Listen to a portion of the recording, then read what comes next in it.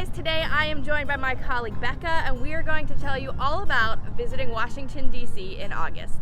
Welcome to Free Tours by Foot. I'm Camden, and I'm here to take you around the world for the best travel tips, how-to guides, and tour highlights.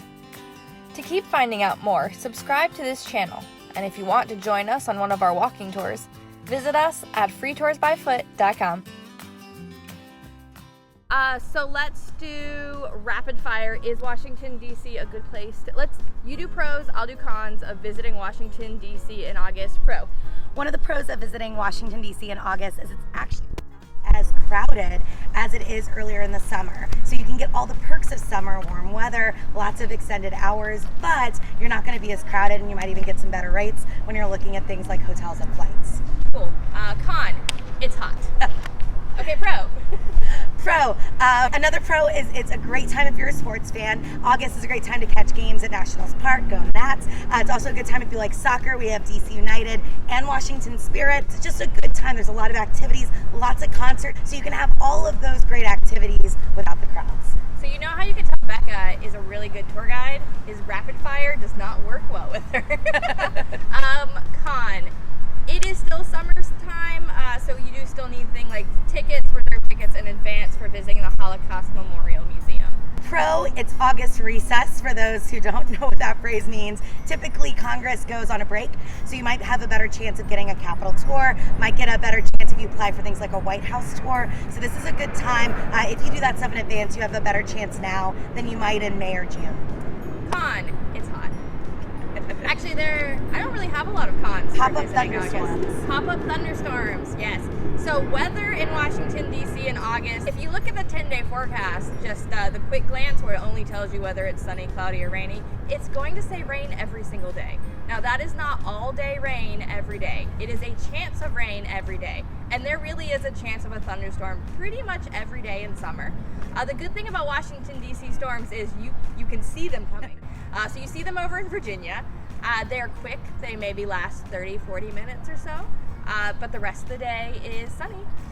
Our recommendation is if you're traveling to Washington, D.C. in August, be prepared for that warm, hot weather, but also always be prepared for rain. Never a bad idea to keep a poncho or an umbrella on you. That way you're not caught unaware, but it's not going to be so much rain that it's going to stop or ruin your vacation. Yeah, even our walking tours, we run them rain or shine, and in the event of heavy rain or a thunderstorm, we generally just have to delay the start time by 30 minutes, and we have clear weather for the rest of the tour.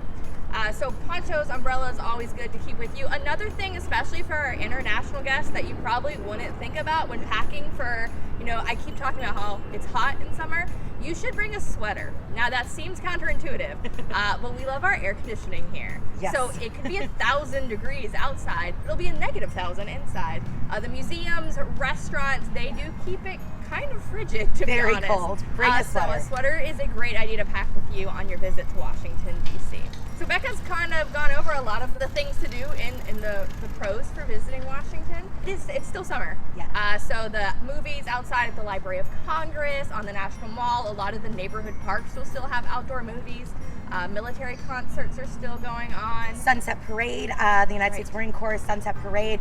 We do a walking tour that ends right at the Lincoln Memorial in time for the parade, but you can also go on your own. That extends through the first 2 weeks of August, and that's a great event. Again, not as crowded if you're interested in that. This is also still a good time to visit Arlington National Cemetery. Arlington has extended hours in August all the way till 7 p.m., and the changing of the guard happens every half hour, so you have a lot more opportunities and a lot to less catch people that. at the changing. I know I keep talking about how hot it is in August, but we offer a lot of evening tours and early morning tours to kind of combat the heat. So 9 a.m. Arlington, National Malls, a lot of our Scandals tours and our ghost tours obviously take place in the evening when it has cooled down, but also after the thunderstorms are potentially over. So another popular thing to do in August is Restaurant Week. Love Restaurant Week. It's a great way to take in some of the popular restaurants, maybe the more expensive kind of, you thought it would be out of your budget restaurants. They do set price meals. You can kind of pick and choose different options, and they happen all over the city. They usually do lunch and dinner, so you don't even have to splurge on dinner. If you follow us on Facebook, DC by Foot and Free Tours by Foot, or follow us on Twitter at Free Tours by Foot, we're going to be sharing some of the best Restaurant Week deals as they come up. So always be sure to following our social media channels. Yeah, I'll put a link in